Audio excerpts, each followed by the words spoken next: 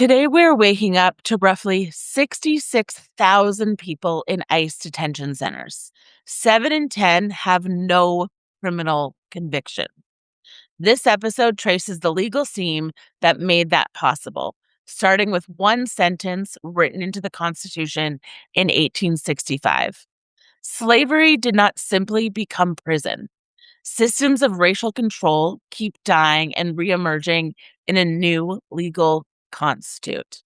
Each one legal, each one justified in racial neutral language, each one landing on the same communities. We're tracing a pattern, not a conspiracy. All of the numbers today have been fact checked as of August 4th, 2026. Welcome to White Women Wake Up. Hi, I'm Jonelle. And I'm Karen. Each week, one of us brings a topic to the table, something we've been wrestling with, reading about, or noticing in our own lives. And the other reacts in real time. No scripts, no prep, just an honest conversation between a mother and daughter spanning generations about what it means to wake up as white women in a world shaped by bias, power, and inherited patterns. We don't always agree, and it's not always comfortable, but we show up anyways. Let's wake up. Wow, I love these intros because I'm excited to have your conversation. I know, it's fun. So hopefully the audience has noticed that we understand that not every podcast, and we're guilty of this, gets finished. You start it, but you don't finish. And I think so much of the time that we spend a lot of time in reflection early in the episode that a lot of people might not get to the meat of the episode. And so we're trying something new to kind of like outline this is what we're sharing today in hopes that you stay through the whole episode. Yeah, I'm excited. Hey, before we begin, I want to make an announcement because this is coming up. Great. This will be posted. This episode will be posting on this coming Friday, and the following Tuesday, August 11th, we will be having our book club. Yes. The book is Last Night at the Telegraph Club, and the book is written by Miranda Lowe, and it's about, it's based in San Francisco in 1954 during the Red Scare, and it's about a love affair of a 17-year-old Chinese-American girl and a classmate, Kath. And so I'm excited. I have to do true confessions. I still have a lot of reading to do. So hopefully I complete it all, or I will definitely show up. And like me, hopefully like you, if you haven't read it, you still show up anyways because it's worth the conversation. Great conversations. It's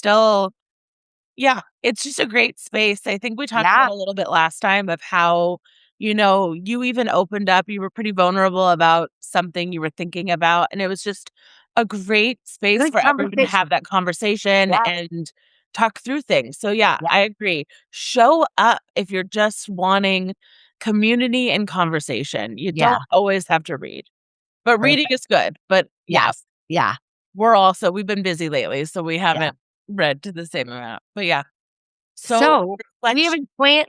Yes. Oh. Okay. Reflection. I was going to say, I wasn't sure if you were going to do your ICE data or you're going to do that in the whole conversation. I'm going to do that in the whole conversation. We can continue on to that. But, so I have true confession. Okay. Go for it. We talked about training last time, and we talked about this idea. One of the quotes that's sticking with me is that kids often do better at different kinds of training. One, they're kind of in the habit of being retrained and trained, but they repeat their role playing. And I realized this week that, I've taken a couple classes, but I think I need to take more classes because I still find myself not when I'm uncomfortable. Classes on what? Can you? Classes in peacemaking, nonviolent training, how to engage in social justice topics. Totally. Because I find myself, I can catch myself right away now. I don't, like, I got in a conversation with a person this past week, and I knew it was going nowhere. I knew it was just going to be listening to her rant and rave and her prejudice, and it was really not the context to have the conversation, but I just walked away because I also didn't wanna stay close by so that others thought I was complicit in the conversation, Yeah. but I realized I didn't even know how to engage and de-escalate, and so I just walked away going, "You know what? I need training." So this fall, I'm gonna really look up some classes, and as I enter into that space, I'll just report out to our listeners. So I that's my love that. reflection. Yeah. That is a great goal. I think I feel so bad. We've kind of, like, not had any updates on our bingo card. I don't think Oh, we've yeah. also been following that, but I do think there's something on the bingo card There is. around that, and so Yeah. I love that. I'll do that with you Well, too. and I have to say, I took a nonviolent training class in the spring. I completely forgot it. Like, I didn't even have words to enter this conversation, to humanize the conversation, and that really bothered me because I'm very dedicated to, trying to check and balance my own personal biases and working alongside people, especially even white people, trying to get us to have conversations so that we can engage in Yeah. positive framework for diversity. So anyways, I'm gonna I I I heard the word practice and I thought about, "Oh, a kid would do it really well. They'd keep repeating it," and I They keep haven't. repeating it because you have to, like, that's how you learn. I mean, think Yeah, about, like, in yeah. school, you're writing your letters over again, you're writing that is interesting. Can I ask, was your class virtual?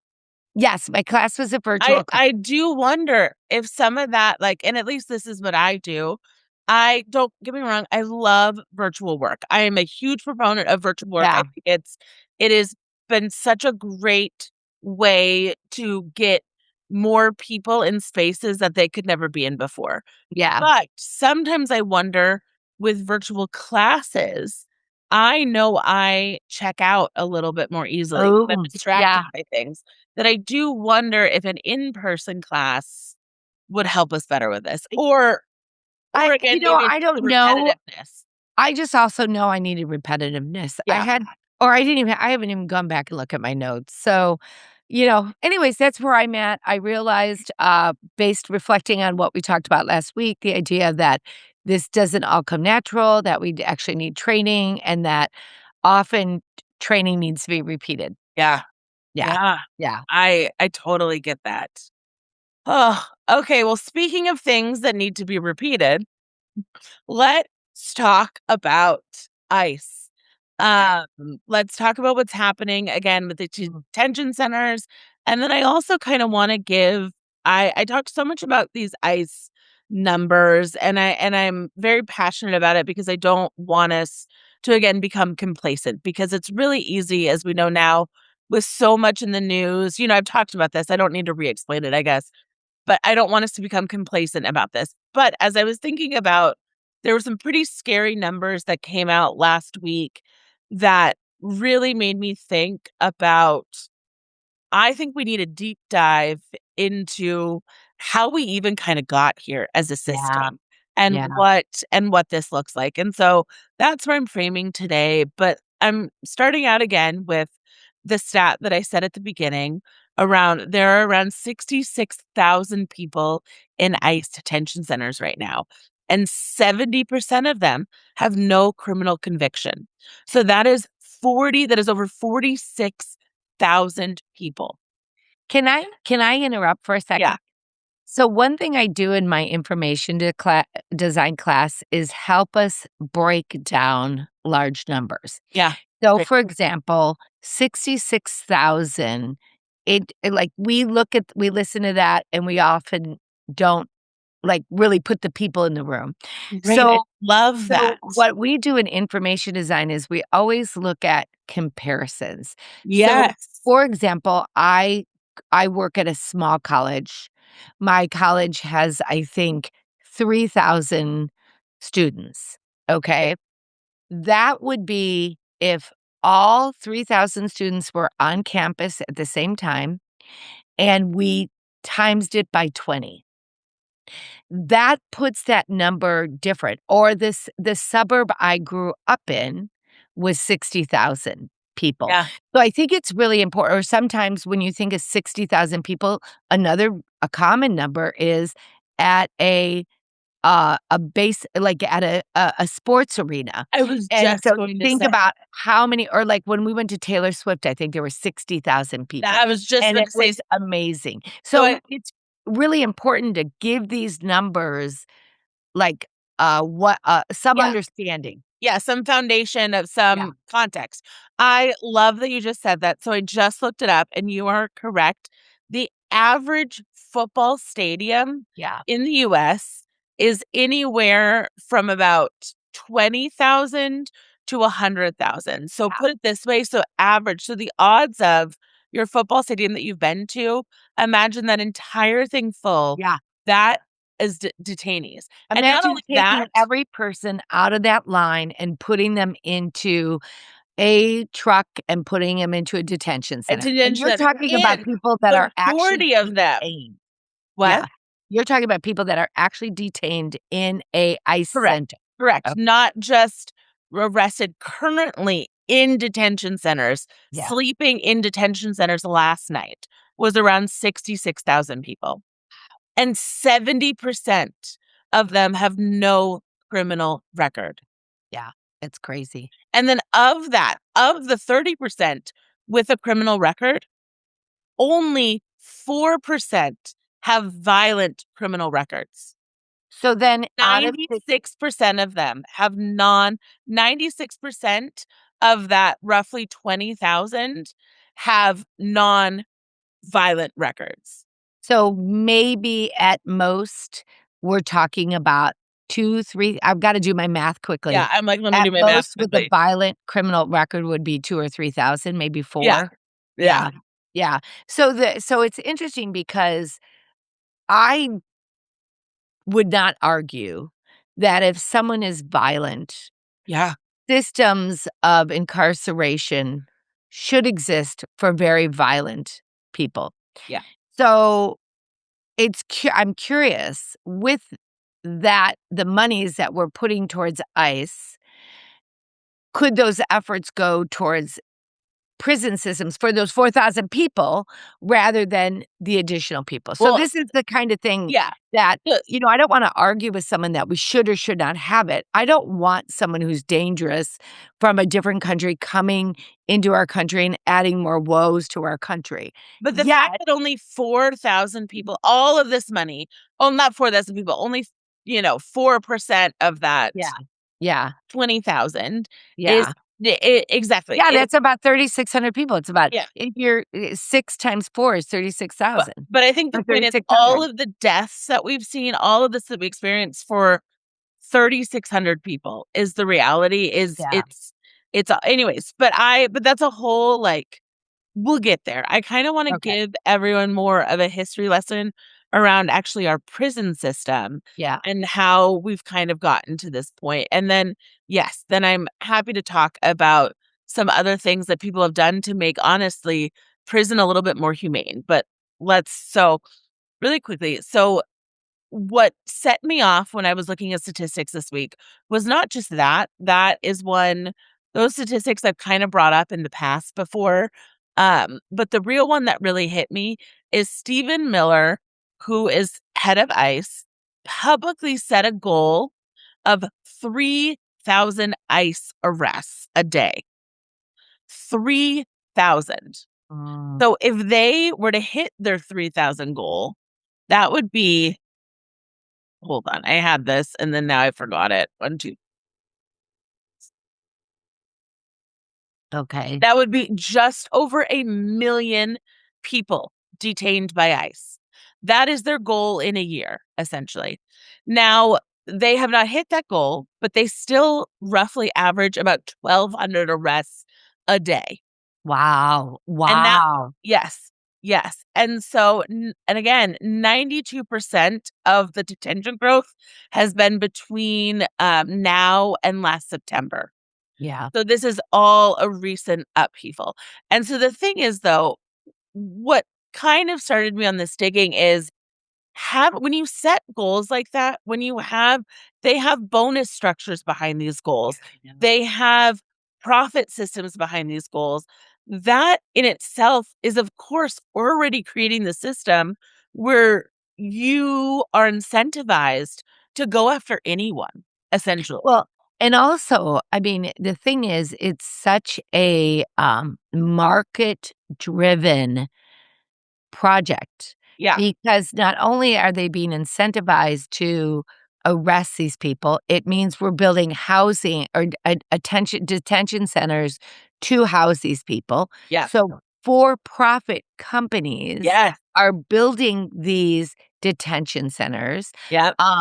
It really So is then a dangerous effort. So I love that you brought that up. Yeah, So the Geo Group, which is yeah, the I've private researched them. equity group over the ICE detention centers, um, they their 2025 profit was or their 2024 profit, I'm sorry, was 32 million against their 2025 profit. And now remember, the jump was just starting in September 2025. So that's only like 3 months of the year. They had a profit of $254 million in 2025. That is that is Unbelievable. almost a So 700% increase so over their 2024 profit. let's break those number down. $254 million. Yes. That's how many that's we have 330 million people in the United States. Yes. That is crazy. Crazy. What So, bothers me okay, if I go on tangents, is that gonna bother you? I mean, only Okay, keep because going. you were set me to Yeah, time limits yeah, though, but yeah, yeah. if you want to, go on a Well, I tangent. guess what bothers me about this is so I know I have an old IRA that I inherited from my mother that's in Vanguard. Okay. Vanguard actually invests in the Geo Group. Yep. So we are all complicit Oh, to this nightmare, and I no, can't I even get didn't know on this that. IRA to figure out how to transfer it. So, but what bothers me even more, what bothers me so much about this subject is I can imagine being at the table with these people that are making decisions about extra beds, extra housing. They're using language that doesn't talk directly about what they're doing. They're not saying, "Oh, we're housing people that are innocent that have had to come here because they're asylum seekers, and we're trying to make it comfortable for them." They're just using typical business jargon that helps them desensitize to what it is that's happening. And I think that would be the area that I wanna question all of us is, okay, if we're doing it, we're doing it, but at least be honest that you're doing this, and at Well, least be explicit that you're doing this instead of talking about profit, talking about return on investment, talking about business jargon. I mean, what do we think the Nazis did, right? Anyways, you're getting me going. You're no, getting me well, going. this is what I'm saying. I knew this would get you going. So, but I've been so upset about this all week. And so, but you keep bringing into the points that I want to go. So you talked Yeah, about immigrant housing, refugee housing, like the money that we spend on social programs to help people who are here as refugees, to here as asylum seekers. This will get you too. Congress has approved $45 billion for in this year. Congress approved that for immigration detention centers through 2029. Now, that is more than the government has spent on housing migrants and refugees from Obama, Biden, and Trump's first administration, all combined. So basically, what is that? Like 16 years of so in the who's getting in the this next money? 3 years, they are spending more money on immigration detention centers than they've spent the last 16 years helping refugees and house immigrants. Mm. because they're Well, and for it's profit. also it goes back to who's getting the money. The corporations that are building these detention centers, we're not giving them better medical care. We're not giving them better food. We're probably not giving them better bedding or housing. We're tearing families apart, and the people that are benefiting are the billionaires. Okay. And now, so let me circle this back for everyone of like, where did this come from? This is where I want us to land on this is where did Okay. this come from? Where did this start? And then how are they making money kind of thing? Because Yeah, these are the things that I think yeah. will surprise you. So we're going all the way back to the 13th Amendment. Mhm. And if you guys, you need to watch the documentary Yeah. 13. It is so great. It came out years ago, but it's about the prison system. And so essentially the 13th Amendment, which abolished slavery, also had a clause in it that said, and most people don't understand this, neither slavery nor involuntary servitude. So we're abolishing slavery or involuntary servitude except as a punishment for crime, whereof the party shall have been duly convicted, shall exist within the US. So what that means is we're getting rid of slavery except for prisoners. So the incentive is to imprison people so Yeah. that we have free labor. Yeah. Yes, and I have to say, Janelle, when I was younger, I bought into that hook, line, and sinker. In fact, my husband and I, we were driving home from our cabin, and we saw a lot of disposal bags on the side of the road where people were cleaning up the highways. And he said, "Oh, yeah, they're using prisoners," you know? And I said, Actually, I don't think so anymore. I think it's illegal, at least in the state of It Washington, is. simply because it is considered free labor." And he had never thought about that before. And, Actually, it sadly, I yeah. thought Washington, but it's not. So this is still a Oh, it's federal law not? today. In 2018, 8 states voted it out of their constitution. So Colorado, Utah, Nebraska, Alabama, Oregon, Tennessee, and Vermont and But Nevada. not Washington. Yes. I'm shocked. So here's Washington might be, and it doesn't say this.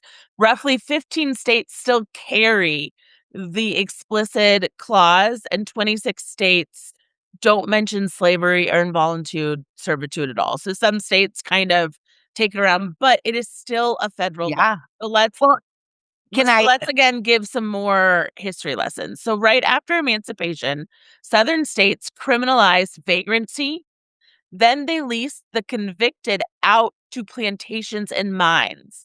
So Mhm. listen to that again. So they took the slaves off the plantations and said it was illegal, but then when they arrested them, they leased them out. Yeah. Georgia began leasing prisoners in 1868. So Talitha LaFlora's Chained in Silence documents Black women forced into camps and factories, arguing that their labor helped modernize the South.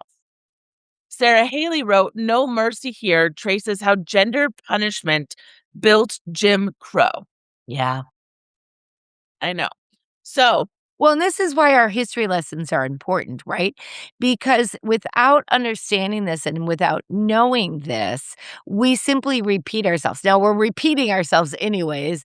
We know about the Holocaust, we know about all this stuff, but it is really but important because we want to say we would never do this, right? well, and And I think yet we continue to repeat, repeat, repeat. what I love when people say is like history doesn't repeat itself exactly, but it mirrors itself. And so I think Yeah, this is that's it. Like good. people want to see the exact playbook of the Nazis. And to be clear, some of these are the exact playbooks, but Yeah, this is why I with really different want us language.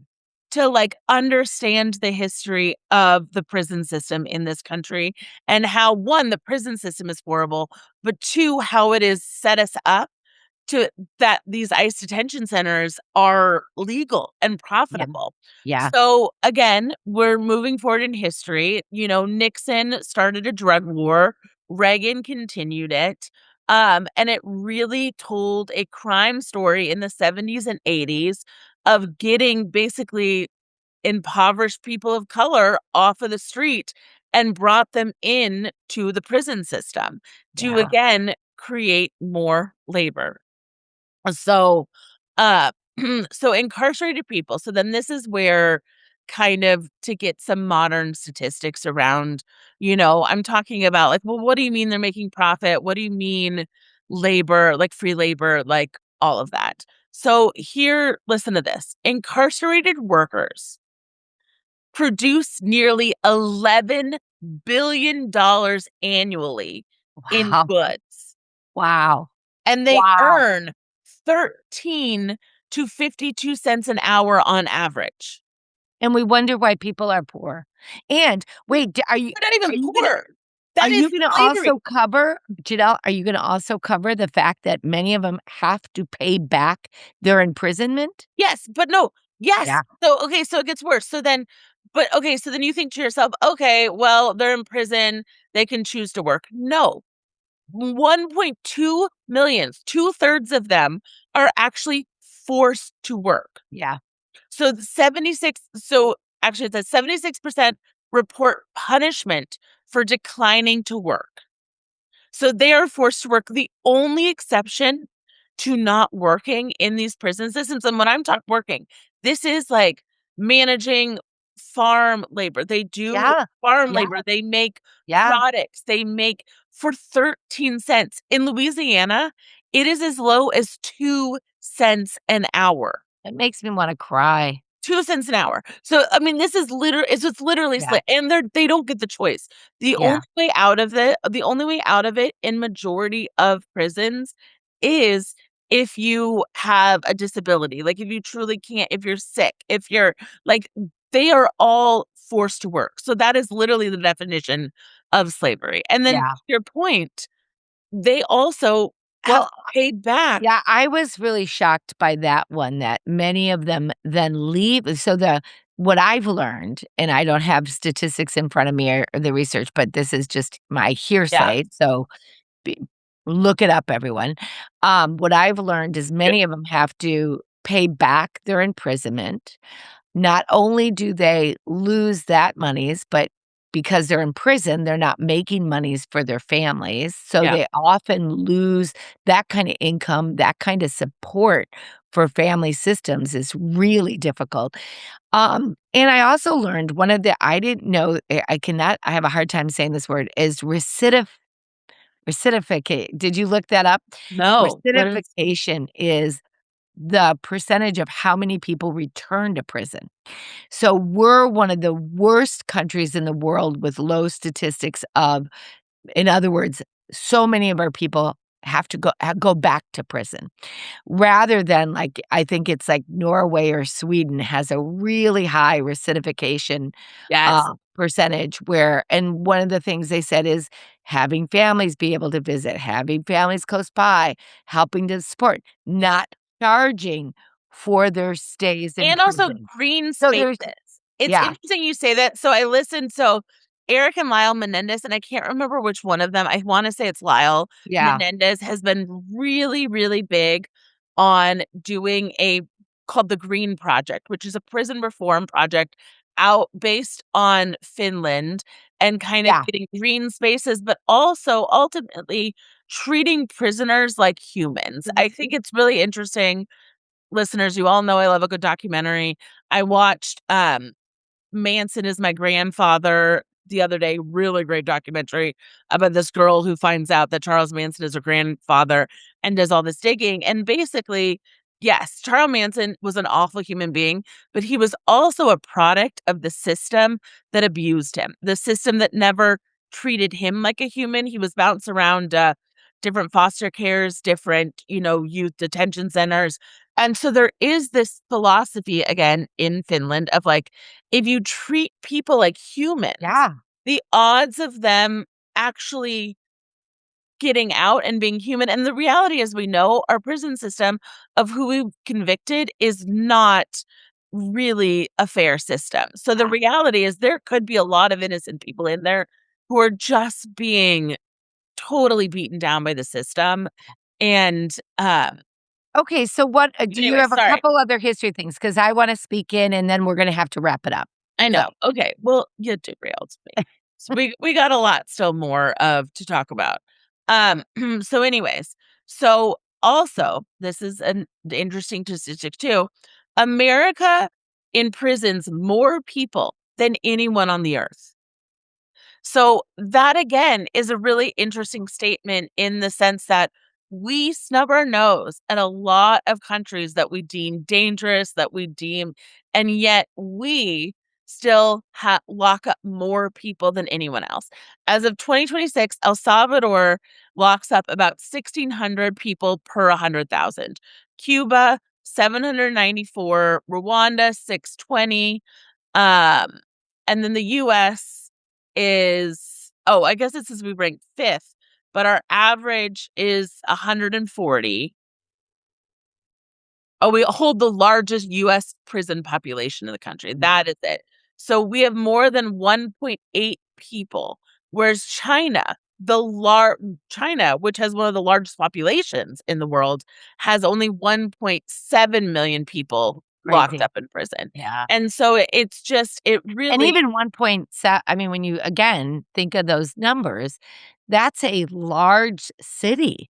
I mean, that's did. like if we were to take everyone in the city, and then if we were to actually look at every one of these individuals, are each one of them so guilty that they're deemed lockable and not contributing to society. I mean, it's Yeah. just it is so Yeah. the thing is, we you we're gonna get people that are like, "Well, I know, but I still want things safe."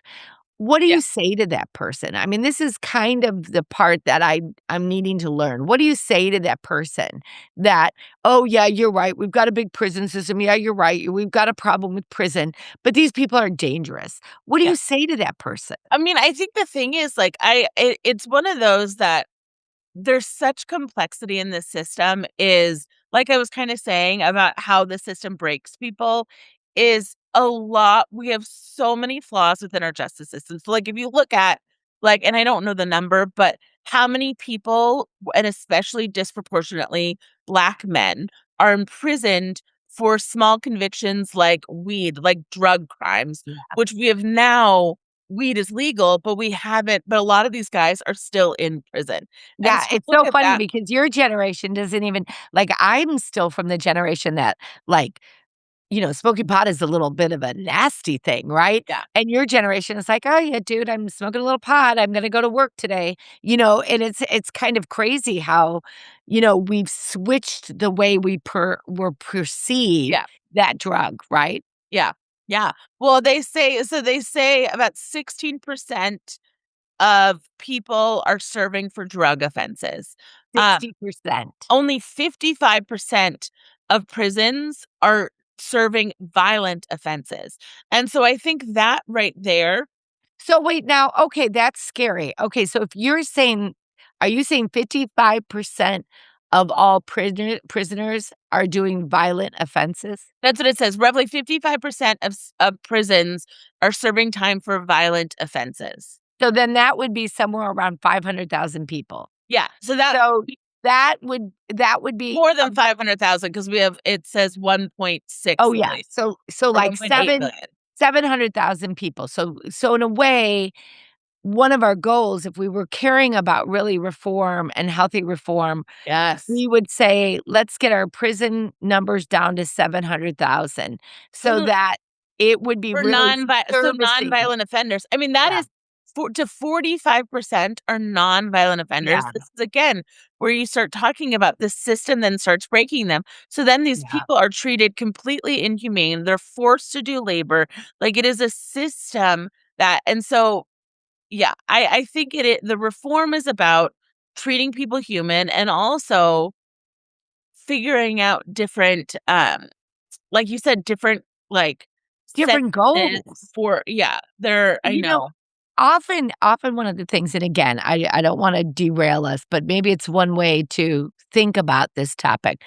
Often I like to go back to the root of the problem. Yeah. The root of the problem is no one wants murder, no one wants rape, No. no one wants, violent robbery, no one wants those terrible things. No one wants a Ponzi, no one wants a Yeah. Jeffrey Epstein. Um, so with these things, okay, so if you're saying, so how much Yeah, do okay, I think wait, I do you approximately wait, hang on, Jill. Approximately how much do we spend on the prison system? my god, I don't know that statistic, that's great. But wait, I actually wanna flip where you're going with this one, Okay. because I think this is the route that everyone tends to take, is because it is a sense of fear, like, we don't want scary people out in the street.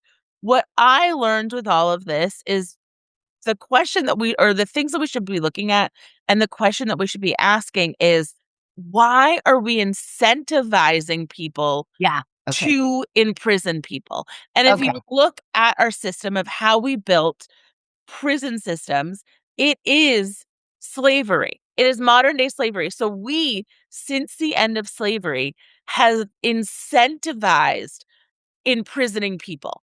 Yeah. That's what I want us to look at, because when you look at it a system that way, when you recognize that, oh, there is big money to have by keeping people in prison, that is going to flip our view on, I oh, like that. I like that. why so many So people in other are being words, imprisoned.